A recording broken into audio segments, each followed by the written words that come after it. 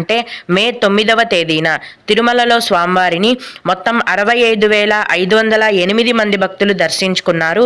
అందులో స్వామివారికి మొత్తం 25,996 మంది భక్తులు తలనీలాలను సమర్పించారు.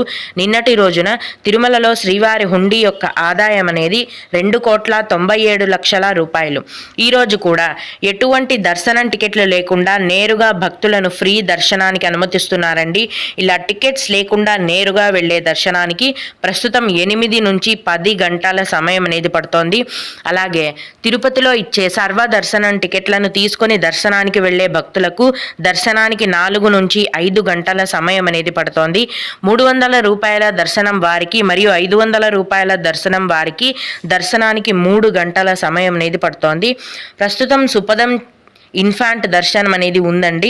ఈరోజు చిన్నపిల్లల సుపదం ఇన్ఫాంట్ దర్శనానికి 1.5 గంట సమయం అనేది పడుతుంది.